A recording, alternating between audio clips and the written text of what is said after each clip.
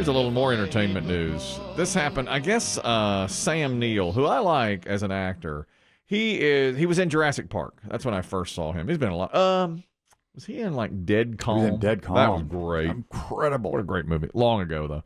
But he was in Jurassic Park, the original, and now he's promoting, there's a new show out with Annette Bening. And in fact, I saw her yesterday promoting the show. Oh, that's Where? At the grocery store?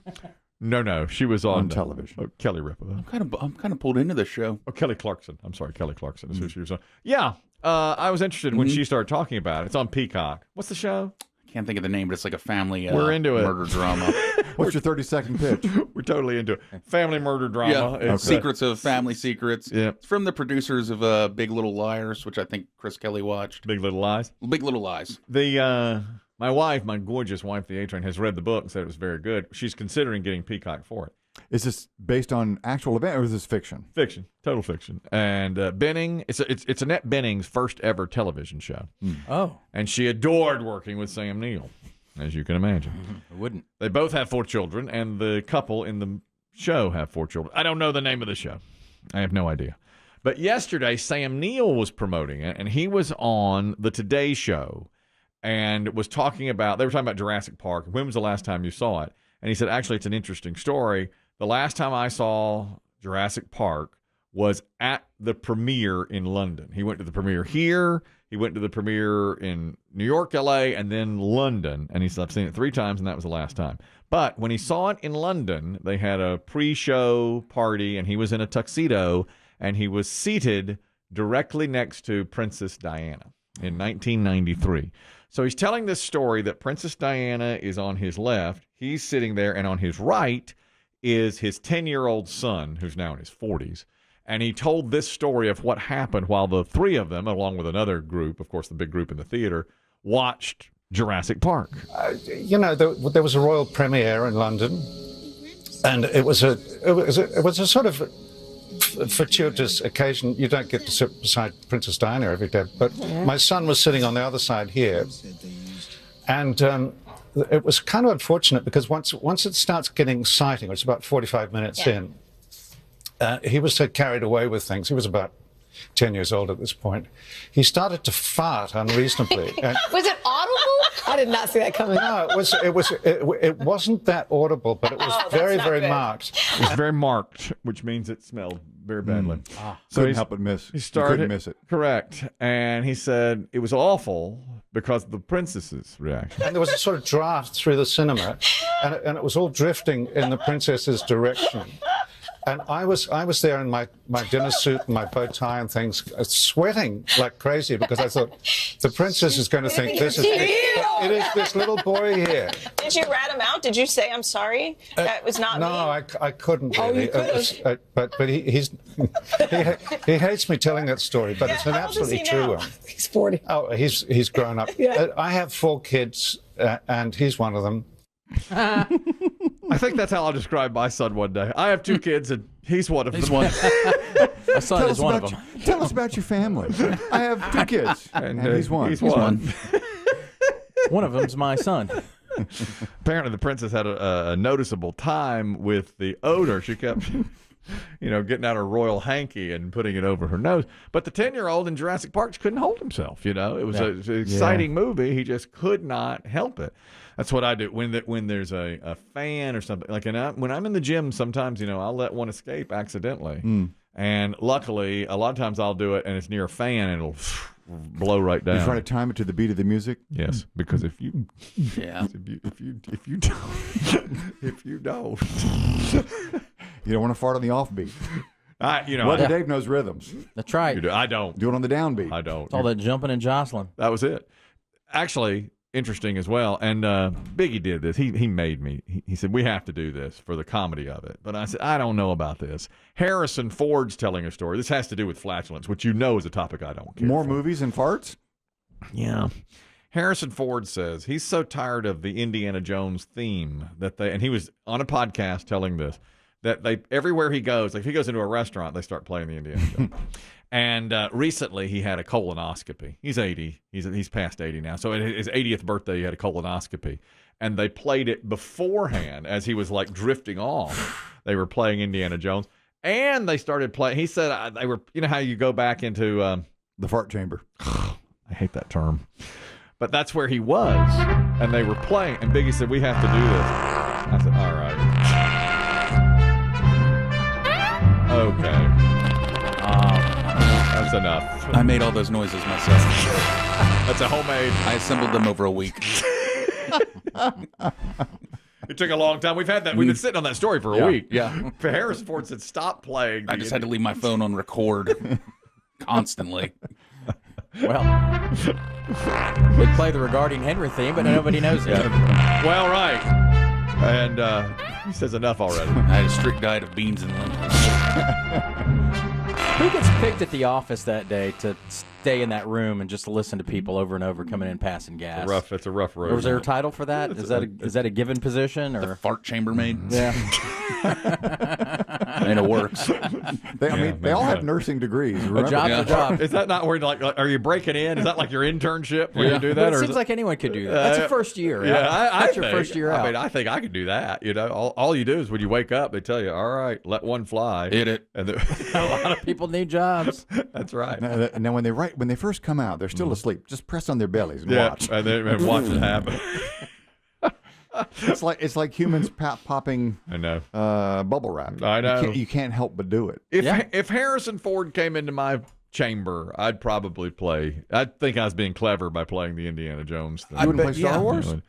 Well, you could do Star Wars. I mean, he is indie. Yeah. Star Wars is a universe. He says that's the one that follows him everywhere is the Indiana Jones thing. Now this is a health-related story. Do you remember, and it's also football, do you recall the Kansas City Chiefs hosted a playoff game on Peacock versus the Miami Dolphins? They only had one home game, and then they were on the road to Baltimore and first Buffalo. Of course, the Chiefs won the game, but all that's beside the point. The game, and Dave will remember this, you're a meteorologist. Oh. January 13th. You'll recall it. Right. January 13th, Chiefs beat the Dolphins 26-9. The temperature at the start of the game was 4 degrees below zero. Was it like the sixth or third coldest game ever? 6th or 7th, something like that. Yeah, it's right in there. It was one of the coldest games ever. Minus 4 degrees at kickoff and fell to as low as 8 below zero during the game. 72,000 fans in Arrowhead Stadium to watch the game. And now several patients, and 30% of them have had this happen. Several patients got frostbite. They can still not feel their fingers or toes.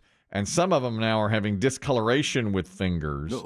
And they're putting them in hyperbolic oxygen tanks and holding their hands in there for an hour a day to try and get their feeling back in their fingers. But many now are going to have fingers amputated because of frostbite from the football game. Worth it if you're a Chiefs fan and you got the ring? The Chiefs ain't going to do nothing for you. I don't know. What if you're the Chiefs? Do you give them gloves? send them Something. You can't give them a ring. No, right. Can't get a Super Bowl. Nowhere to put it. That's right. One fan said, I took my glove off for 5 minutes to set up a tent in the parking lot. To this day, my fingers are all purple. And they're talking about maybe removing some of her fingers, the tips of the fingers. Oh, man. That is unbelievable. I've dealt with it once in Green Bay. It was 1 degree above zero. Did your toes discolor? Is that bag shoes? Yeah, he had bread feet. That's bread feet. Bread I put on.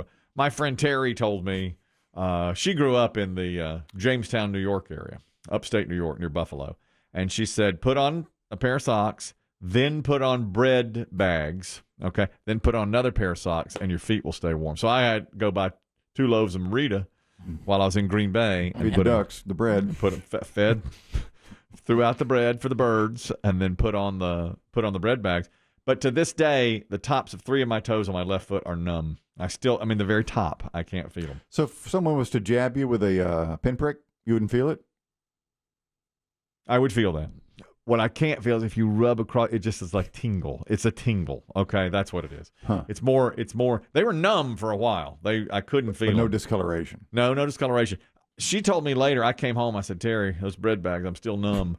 She said, you made the mistake. You tied your boots too tight. I wanted them real tight, and then she said, you cut off the You blood. didn't say anything about tying the boots. Well, she thought I knew. Terry. She thought I knew, but I didn't. Nowadays they have those little hand warmer things. Those little whatever they're made of. I know. But you put them in your shoes and your gloves. I mean, you have to if you're going to be out there. Do you think that works? I know they work. I've You've used used them, and it does work. And they have battery-powered socks, too. You can do, too, like hunting socks. Well, the folks, they're saying that they are starting to discuss amputations from this game. From this game. Would you let your kid go to that if they were 15 or 16? Well, I would have before I read this, but now I'd probably have second thoughts about it. Yeah. I mean, you would let them go, but you'd say, look, keep your gloves on, keep your hat on. Yeah, but kids, they're barely dressed as it is nowadays. And you see fans at the games like that with shirts off, Yeah, for a bit, you're going to see a drunk at every game. That's exactly with shirt right. off. And I don't know even, I mean, this woman said she took her glove off 5 minutes to set up a tent, and she's got frostbite now. 5 minutes. And she says she wore the gloves the rest of the game. I just really did not expect that, especially for the amputation of the I mean, does that ever happen? I mean, they've been playing cold games in Chicago and Buffalo and Green Bay for a long time. This is the first I've ever heard of this. Yeah, me too. I wonder if that ever has happened before. I mean, you're right. The cold cities. What's the coldest outdoor? Is it Green Bay? Probably. The I Ice would Bowl. assume Green Bay. The Ice Bowl is the coldest game on record, I think. And then there was Cincinnati that time. Cincinnati was cold. That one game it was wind chill too. It was like 50 below zero. Early 80s. 81. Chargers at Bengals. Yeah. And the Chargers had just beaten Miami in Miami the week before, so they went from warm to very that cold. was a cold outbreak across the East. I would say probably Milwaukee or Green Bay and Buffalo. And maybe the two Minnesota coldest. when they were outside. Yeah, but they're not anymore. They'll never win again. Ask Dan Fouts about it. Sports Ryan, you're talking about this frostbite story from Kansas City. Go ahead. Hey, I was always wondering if she went to the game, and just watched the game for 3.5 hours, maybe she'd be fine. But if she was there pregame, setting up a tent to tailgate, how long was she exposed? Was she out there 3, 4, 5 hours before the game tailgating, and then 3 hours during the game, and then maybe an hour getting out afterwards? I mean, 8 hours out in that, I think after a while you're going to get cold. Well, what's the cutoff? I mean, if you're going to a football game, the game's going to last 3 hours. You got to get there at least 30 or 45 minutes early, even if you don't tailgate. Then you're there, as he said, walking to your car. I'd say at least 4.5 hours outside, don't you think? Easily. Yeah, probably 5. Probably 5 hours outside. I'd say anything after an hour to 90 minutes is probably you're in danger. You're a meteorologist. Yeah, but I'm not a doctor. No one accused you of that. We know that. No. You're a meteorologist. Maybe the doctor of love. Thank you. Do you think a doctor would agree that you could get frostbite in 5 minutes, or is she kind of embellishing her story? Well, they say if you leave, you take your gloves off, and if they're off for 3 minutes in weather like that, and if there's a wind chill, which doesn't take much wind, I think it's pretty dangerous. But to the point of losing a digit 2 months later? Yeah, sure. I think you No can kidding. I think you can get frostbite. It could settle in pretty good. I actually saw, before this game took place, I saw a meteorologist from Kansas City being interviewed on ESPN, and he said it's dangerous. I mean, he just said, we're going to have the game, and, we're tough and all that. It's Kansas City, and we love the home field advantage, but... Yeah, the crowd, the cameras love it. Of TV course, viewers love it. Of course. But he said, if you are coming to the game this weekend, the warmers he was talking about, that you Got have, to. the hand warmers and all those things. And some bodies are used to it more than others, I think. Like, we got thin blood, Kelly. Thin as they come. Thin as they come. You Well, know? yeah, but you're a mountain man, though. Yeah, but we didn't get that cold. We weren't that nuts. I mean, we knew where the cave was. Yeah. Snuggle up next to a bear. A bear. Black bear. You'll be all right. Dave hibernate there during the winter. Hell yeah. This is animal story here. There's a guy who is being hailed a hero today because he saved his dog. He's 77 years old and lives near Naples, Florida. His dog, Roger, his name is Art Allwater, the hero's name. His dog, Roger, every day he goes on his back porch with a cup of coffee, and the dog goes running and playing in the backyard. Well, there's a pond next to the backyard, river, and he jumped in the river, and boom, there's an alligator. And he said, I saw a terrible splash, and he knew exactly what had happened was that alligator got his dog. He went in the river right there, and I'm sitting there. A few seconds later, I see a big splash. Oh my God, I know what's happening. He's going to kill him, and I could not let that happen, so I ran down the bank. You don't think in those situations, you just act. If your kid was being attacked, you would not stop to think about it. You would do whatever you had to do to save him. He jumped right in after his dog. Did you say, Kelly, how big Roger the dog was? Large dog, looked to be, to me, like a Rottweiler mix, perhaps. I saw him. And Some size. Sizable dog. And the gator had him in his jaws. But this gentleman, the 77-year-old, is a former Olympic weightlifter and still competes at the senior games. So he's very strong. So he swam out, grabbed the gator, and pried his jaws open with the dog. Not today! And I still remember how my fingers fit in the gaps of his teeth. They have gaps, between their teeth, and my fingers fit perfectly in there. Literally, he was able to, pry the jaws open. And the reporter said, if you didn't have this amazing strength, would you have been able to? And he said, absolutely not. It's his strength. And they showed him lifting weights. I mean, he's a big-time weightlifter. And he said he went back into his house to his wife and said, I just wrestled an alligator, call 911. And she did. And the dog is fine, and he is fine. No injuries for anybody? Stitched up. They got stitched up. Both of them lost some blood. An alligator's embarrassed. The alligator's dead. Damn. By his own hand? Yes. He was too embarrassed. He said, I can't lose a fight like this. He Lost a dog and a human. They were both in the river? That's right. He stood on the shore and took his own life. No, actually, wildlife authorities had to put him down. Have to. Yeah. Well, and that's what the wrestler, the hero here, said. I really just wanted him relocated. I wish I would have relocated them. But I guess they have to shoot him if they attack a person. And I attacked him first. I mean, of course, he shouldn't have attacked my dog. That's it, Well, that's what gators do. He attacked the dog, I attacked him, and that was that. That's it. I would have gone in after our cockapoo. Shoot. No, you wouldn't I would have. have gone in after that. Would you? You'd have gotten your phone out. I would have gone. I would dive right in after our cockapoo. Now, because don't you sometimes take your animal to the beach with you? Yes. In fact, the animal goes where my wife goes. She's made that statement now. I've heard that many times. In fact, that should be her tattoo. Yeah. Or her at least a shirt for Mother's Day. My animal goes where I go. But, theoretically that could happen. Your dog could get swept to sea. What would you do? Yeah. What would you do? It's like a child. You don't even think. You go in after the dog. Would you send in your son, Bean? Bean? Well, I have 2 kids, and he's one of them. Bean? Get your mother's dog. And you know what my son's like. Bean? My son will be like, bruh. No, it's a pretty good chop out there. Not today, bruh. They just put on lotion. Somebody go in there, get that dog.